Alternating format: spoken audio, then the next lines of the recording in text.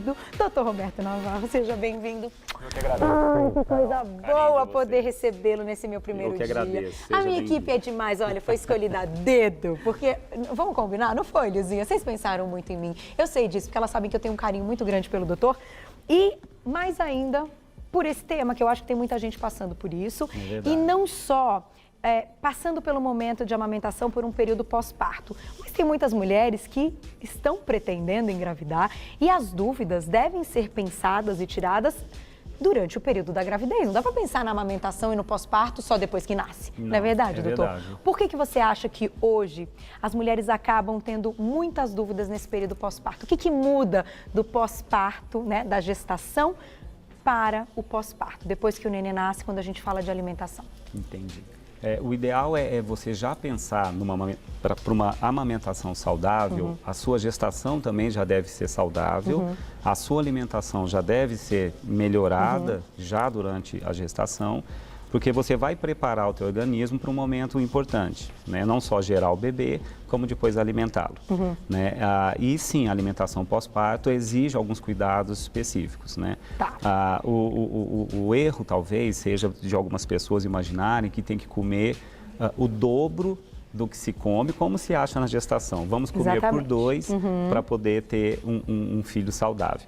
Na amamentação, se preconiza um aumento de até no máximo 500 calorias por dia. Então, não é praticamente o dobro. Não. Mas é bastante. É bastante. E por que tem que comer assim, mais calorias? Porque o corpo vai precisar desse combustível, dessa energia para a produção do leite. A nutriz, né, a mãe que amamenta, ela tem uma produção de leite média no dia de 700, às vezes até 850 ml. Tá. Para que o corpo consiga produzir esse leite, ele vai precisar de matéria-prima, de combustível. Então, se preconiza uma média de 500 calorias para cumprir essa demanda maior de gasto energético. Então, uma alimentação deficiente nesse período pode fazer com que o leite seque mais rápido. Pode. Se você se desnutrir na sua amamentação, sim, você precisa, pelo menos o que se preconiza é uma dieta equilibrada, Carol. Tá. Sempre uma dieta equilibrada, isso não muda. Rica em verduras, legumes, frutas, proteínas, mas pelo menos uns 5 nutrientes são importantes da gente tomar cuidado. 4 a 5 nutrientes críticos, né? A proteína, tá? Então o aporte proteico na amamentação é fundamental, se exige um aumento de até 20% da quantidade de proteína para você conseguir amamentar bem. Tá. Isso pode aumentar um pouquinho o tamanho do peixe, aumentar um pouquinho o tamanho do queijo, um pouquinho da carne, um pouquinho da ave, um pouquinho do ovo. Do que era antes, né? Do que era antes. Um aumento discreto, não precisa ser um aumento intenso. O cálcio também é importante, mas a questão do cálcio não que se eu não ingerir cálcio eu não vou formar leite, não. A natureza é tão sábia que ela garante o alimento para o bebê, tá? Então, mesmo que você não ingira cálcio, o teu organismo vai usar o cálcio dos teus ossos, da mãe, e tá? aí vai enfraquecer os ossos da mãe. Entendi. Então, o aporte de cálcio é para garantir um osso forte para a mãe, para ela não descalcificar. E a quantidade, a demanda é de mais ou menos igual à gestação, 1.200 miligramas por dia, que se consegue com 2 a 3 porções de leite, derivados, eu vegetais ia te verdes perguntar escuros. se era mito ou verdade que para ter mais leite temos que beber mais leite, comer mais queijo, enfim, derivados do leite. Isso não tem nada a ver. Não. O importante é um aporte total de calorias corretas, né? Tem que ter o aporte de proteína, de vitaminas, minerais importantes, né? O que atrapalha, às vezes, a mãe amamentar, Carol, é mais o estresse, o fator psíquico, né? O estresse ambiental, a mãe estressada, o ambiente estressor, pode fazer com que a mãe não consiga amamentar direito. E aí sim, secar o leite, né? A própria sucção do bebê no mamilo da mulher já estimula o aumento da produção de leite. Então, quanto mais se amamenta, tecnicamente, mais chance de ter mais leite, tá? Existe um hormônio chamado prolactina, que é estimulado a ser liberado na amamentação com a própria sucção do mamilo. Olha que Então, a interessante. amamentação por si só já é um estímulo da produção do leite. E o aporte calórico, energético, uma dieta equilibrada, rica em proteínas, nas quantidades adequadas, aumentando Cálcio. 20%, cálcio, ferro. Tá, É o importante que a ferro também é mãe importante. não se torne anêmica, né? A anemia, sim, pode prejudicar um pouco tanto a mãe, quanto também um pouquinho do total de energia que a mãe vai gastar. Então, mães anêmicas podem ter uma amamentação que dura menos tempo. Mas isso não quer dizer que a criança pode ficar anêmica? Não Ou necessariamente. tem relação? Não necessariamente. Desde que Tá. a mãe, se ela suprir a quantidade de leite adequado, o leite materno, na verdade, Carol, ele é completo, tá? Ele tende a ser completo, ele é rico em todos os nutrientes que o bebê precisa. Impressionante como engorda. E a Nossa, é bom demais. amamentação exclusiva ao seio garante a oferta de nutrientes que o bebê precisa, né? Uma mãe que já iniciou a gestação desnutrida e se mantém desnutrida na amamentação, sim, pode não ter uma quantidade de leite suficiente Tá. e comprometer o desenvolvimento do bebê. E assim, doutor, dizem, também não sei se é verdade, que meninos mamam mais do que meninas. E que isso também acaba criando aí uma relação com a produção de leite. Como você falou, quanto mais mama, então quanto mais sucção, mais produção. Então as mães de meninas que mamam menos podem ter menos leite ou isso também não tem nada a ver? É um mito? É mais para mito. Nunca foi feito um trabalho que comprovasse isso, Carol. O que se sabe é que o homem tem um desenvolvimento maior em relação à mulher, né, na primeira infância, né, o homem tende a ter um crescimento em massa muscular, em massa óssea um pouco maior. Mas isso não influencia na questão da amamentação, de o homem amamentar mais e a menina amamentar menos. Não existe uma correlação tão grande, não. O importante é a amamentação. O importante é a amamentação, eu concordo. Olha, eu assim posso dizer pessoalmente, é gratificante saber que você tem o alimento do seu filho, né? Uma ligação, é uma Muito coisa grande. importantíssima. Então, mamães que estão tendo bebê, que vão ter bebê, são tantas que me escrevem que estão grávidas. Tem umas, inclusive, que me escreveram assim, dizendo que a minha gravidez despertou, né, o interesse em serem mães. Eu fiquei muito feliz. Então, amamentem, porque isso é gratificante, é bom demais. E a alimentação? Continua de 3 em 3 horas ou a gente tem que reduzir ainda esse período para comer mais vezes ao dia, porque é um momento aí de liberação de energia, né? Exatamente. O ideal é manter níveis circulantes constantes de glicose. A mãe não pode ter hipoglicemia. Tá. Então, comer a cada 2 a 3 horas, em média, é o suficiente. Até 6 a 8 refeições ao dia, né? Uma coisa que pode influenciar na qualidade do leite, Carol, porque se questiona isso, né? O que você comeu, na verdade, não é o que vai sair no teu leite. O leite é formado materno por vários nutrientes. Boa parte do leite materno é formado por lipídio, tá? Por gordura. Tá? E alguns estudos mostram que a mãe que tem um aporte de boas gorduras já na pré-gestação e durante a gestação e na amamentação, o que são as gorduras boas? A gordura poliinsaturada e a gordura monoinsaturada. Então, mães que têm uma dieta mais rica de gordura ômega 3, têm um leite com uma qualidade de gordura ômega 3 melhor. Olha, que né? bacana. E isso pode influenciar até no desenvolvimento intelectual da criança, cerebral.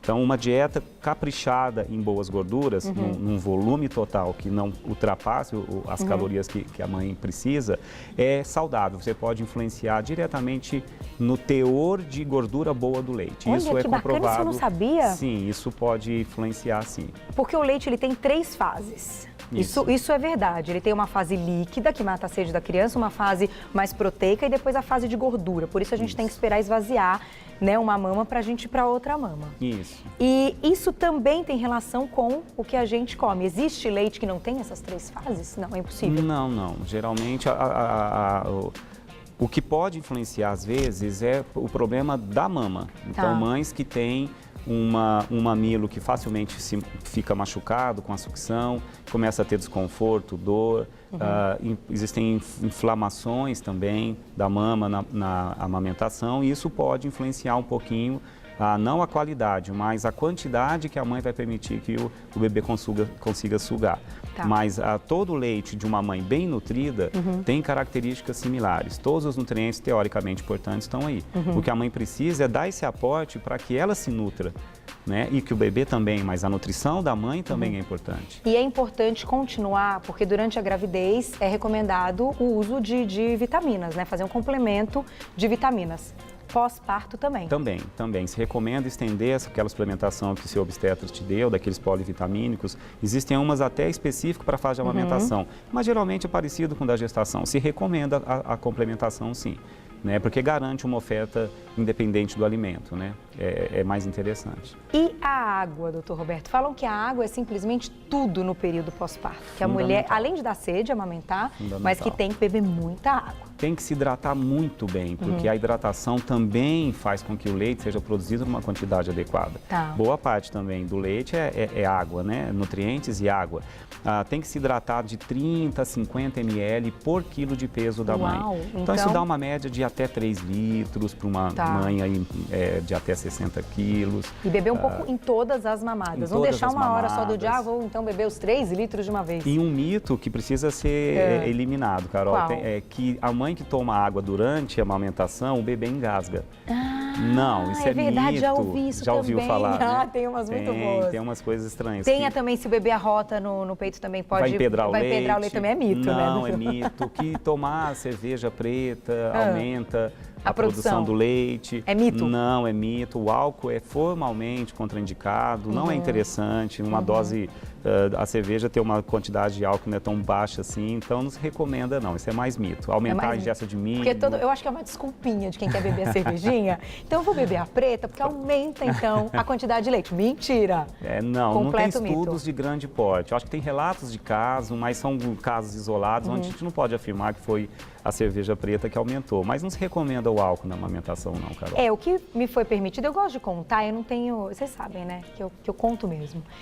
O pediatra do João me permitiu minha tacinha de vinho, uma vez ou outra, né? Sempre depois, logo depois que eu amamentei, para ter um período, né? Que eu amamento de 3 em 3 horas, um período mais longo. E assim, à noite, como eu coloco ele para dormir, ele tem ficado aí umas 6 horinhas, 7, ele tá dormindo bem, graças a Deus. Não, assim, claro que nunca vai ser a mesma coisa, agora eu tô tendo ideia disso, mas ele tá dormindo muito bem. Então assim, como vai ter um intervalo um pouquinho maior, eu posso tomar um pouquinho do meu vinhozinho. Mas assim, destilado, nem pensar. Né? E a cerveja também não é muito legal e assim, é só o vinhozinho. Agora, doutor, isso me leva a outra pergunta. Eu não encostei, não bebi mais, não coloquei a boca em refrigerante, porque tem gás. E aí falam que dá gás no bebê e esses gases se transformam nas cólicas e aí a vida realmente se torna um pouco complicada porque os gritos são intensos e isso dói no coração. Entendi. É verdade? Isso não é mito? É um pouquinho de mito, mas existem intolerâncias alimentares sim, Carol. Primeiro que a criança, ela está no início, numa fase de ainda desenvolvimento do aparelho digestivo. Então, ela ainda não formou todas as enzimas digestivas em quantidades adequadas. Existe uma cólica causada até por a ingesta de ar durante a amamentação. A sucção muito intensa do mamilo pode fazer a criança deglutir um pouco de ar. Então, boa parte das cólicas do bebê são mais por esse mecanismo do que propriamente por intolerância a algum alimento. Entendi. Tá? Existem, óbvio, casos específicos onde a criança desenvolve alergia à lactose e que pode ter cólicas causadas pela lactose do leite de vaca quando a mãe deixa amamentar, mas são casos específicos.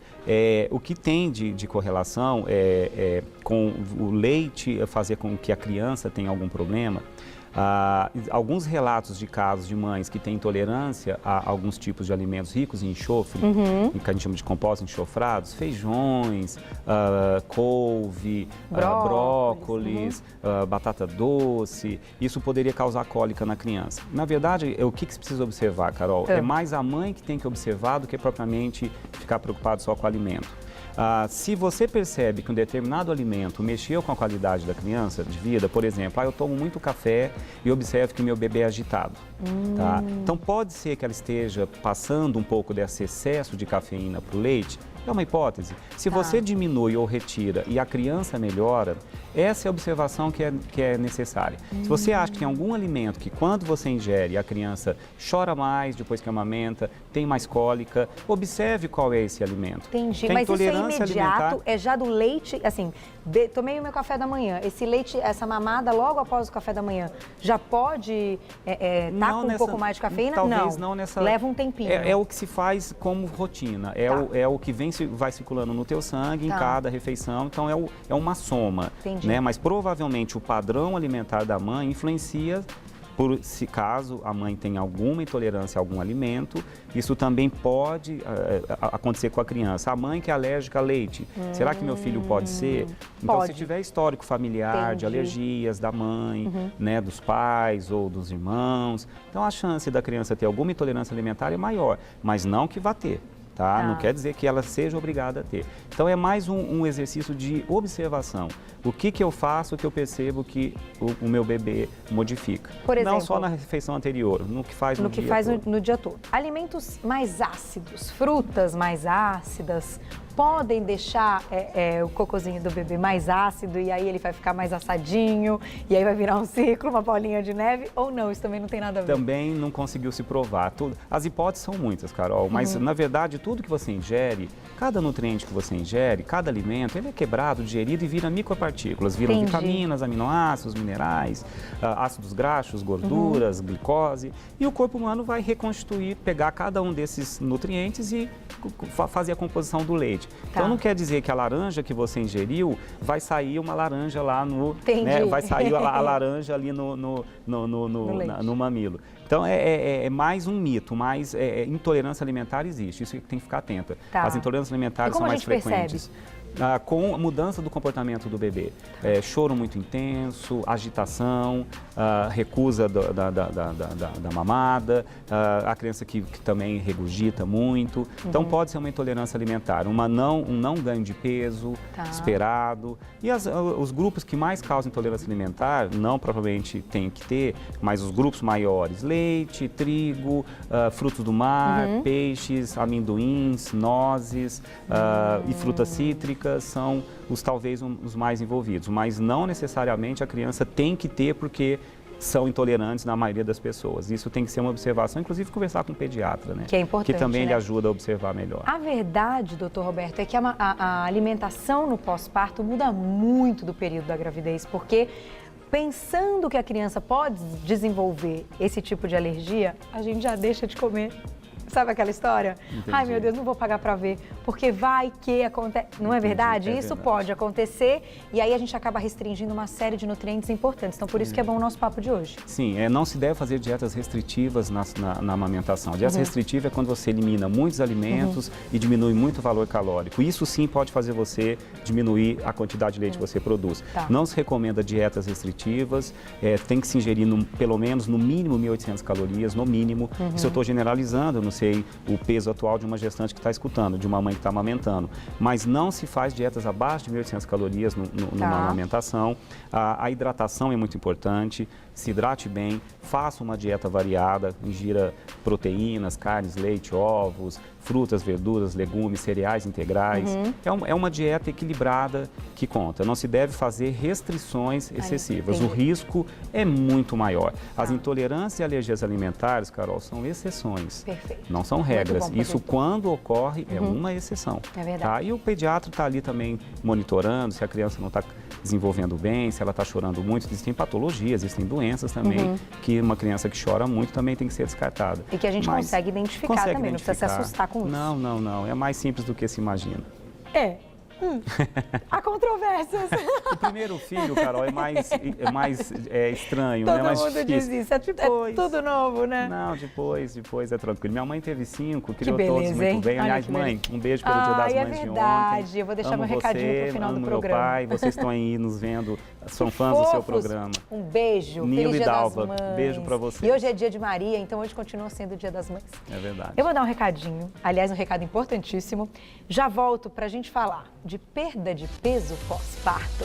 Aí pega, hein? Vamos lá. Quem engordou muito na gravidez, quando o nenê nasce assim, a gente também tem a impressão que vai sair já da maternidade sem nada, né, doutor? Engordei pouco, nasceu o nenê, já voltei.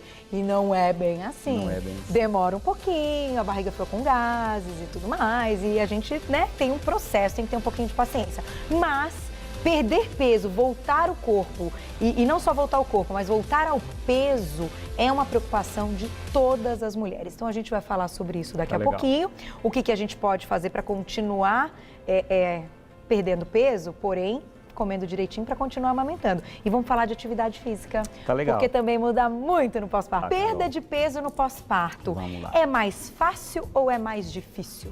Olha, a perda de peso, ela vai ocorrer naturalmente se seguir pelo menos as regras básicas do jogo. Tá.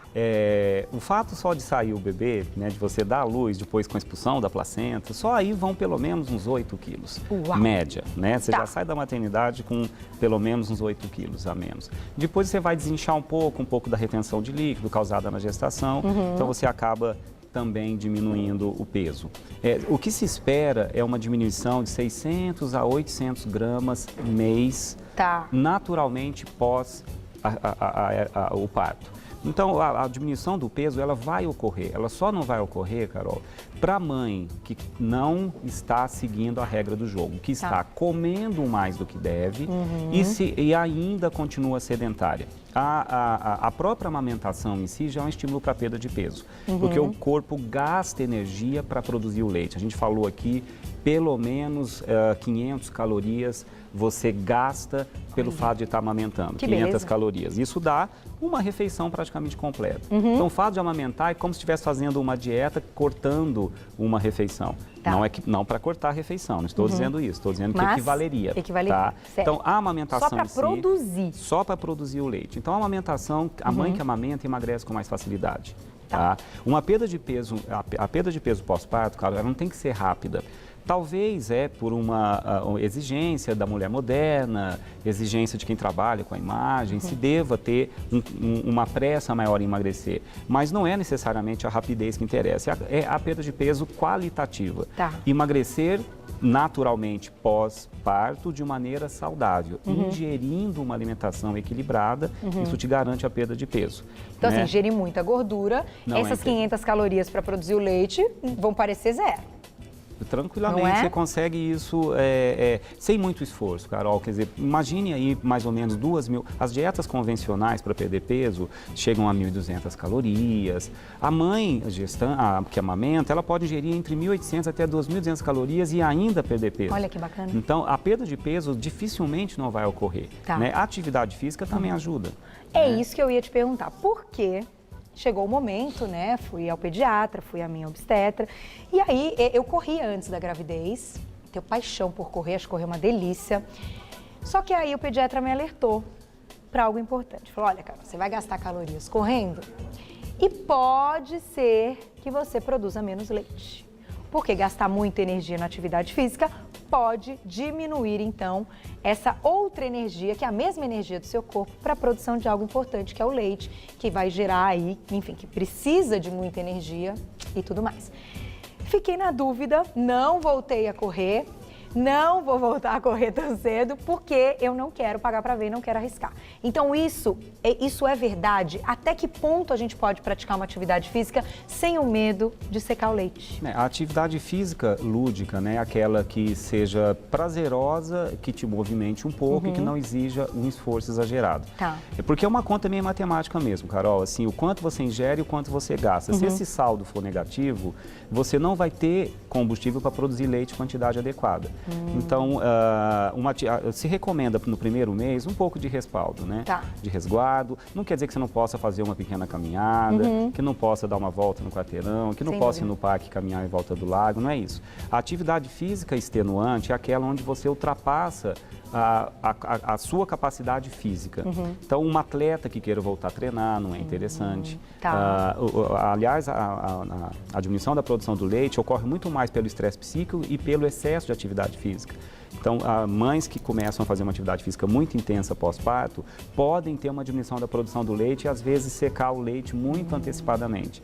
Então, o que se recomenda é o primeiro mês mais para repouso do que para excessos, tá? Mas nada que impeça uma caminhada. A partir do segundo mês, se você teve um parto normal, né, você já pode conversar com o seu obstetra e com o pediatra também do bebê, se você já pode voltar a fazer uma atividade um pouquinho mais intensa. O que seria mais intenso? Uma caminhada mais frequente, andar de bicicleta, 15 minutinhos, nada que você perceba que teu esforço está muito intenso. E que a frequência também suba muito. Suba muito. Depois de 3 meses, aí sim, para a mãe que vive do esporte, que é uma atleta, ela pode programar uma alimentação junto com a atividade física. Entendi. Tá? Lembrar que a alimentação é o combustível que o teu corpo precisa.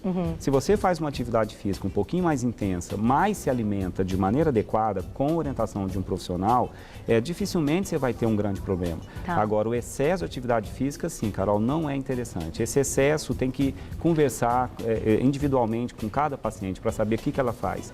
Mas não se recomenda esportes de competição, se recomenda atividades lúdicas, né? Pelo menos primeiros 3 meses. Caminhada. Uma musculação leve também pode. Bem leve. Acho que no primeiro mês, aí se você fez uma cesariana, também tem que ver tudo isso. Tem que ver o esforço. Primeiro você tem que ser liberada pelo teu médico, Carol. Eu acho que quem libera assim, o momento de fazer atividade física é o teu médico, né? Ele vai saber a tua condição prévia da sua alimentação, como é que foi a sua gestação, se você teve um bom desenvolvimento na sua gestação de peso, se não engordou muito. A mãe que termina a gestação obesa, o próprio médico vai pegar um pouco mais no pé. Né? E eu acho que não consegue, não tem aí também, como é que eu posso dizer, não tem agilidade, não consegue já de cara ir para uma atividade física, né? Acaba fazendo um esforço que às vezes pode cansar mais rápido, se ela estiver ainda muito acima do peso. Eu, por exemplo, fiz a cesárea, que eu contei para vocês quando eu apresentei o João, não consegui o parto normal, enfim, aconteceu. Mas eu fui liberada com 40 dias para atividade física, porque estava tudo bem. Tudo bem. Então, o útero estava legal, o corte ficou legal, deu tudo certo, mas também depende de cada um, né? Sim. Tem que conversar com o médico, gente, não dá para tentar adivinhar. E eu vou dizer para vocês, eu sou maluca por atividade física e eu tô fazendo só a caminhada. E tem sido muito bom, porque a consciência tranquila de poder ter a quantidade de leite necessária para o bebê, isso a amamentação é fundamental, Carol. É um momento ímpar. Amamente o máximo que puder, com orientação do pediatra, com orientação do seu obstetra. E um pouquinho do seu nutrólogo também. Com certeza, doutor Roberto. Quero te agradecer. A gente continua voando o tempo, é isso? Continua passando super rápido, Luzinha? Gente, o tempo bom aqui, continua voando. Obrigada, Carol, por tudo. Tava com muitas saudades. Te espero daqui 15 dias. Você ilumina esse estúdio, pode ter certeza disso. Eu agradeço muito ainda estarem confiando em mim. Não, você é maravilhoso. Doutor Roberto, vocês sabem, é sócio aqui do nosso Você Bonita. Ele volta às segundas-feiras, de 15 em 15 dias, sempre com pautas interessantíssimas, deliciosas, pra gente aprender mesmo. Tem que aprender, tem que anotar essas dicas que são valiosas, preciosas pro resto da nossa vida. Se você quiser, você pode acessar também o site do Dr. Roberto. Ele é nutrólogo e clínico geral. É só você colocar robertonavarro.com.br. E os textos, eu adoro seus textos, eu recebo no e-mail, tão bacana suas dicas. Legal, é bom poder informar, viu? Né? Não, é muito bom, isso não tem preço. E aqui no nosso Você Bonita, sabe que a gente faz isso com muito gosto. Obrigada, eu que agradeço, Carol. E até a outra segunda, Se Deus que agora quiser. Eu voltei, estarei aqui. Estarei aqui. Beijo, doutor, obrigada.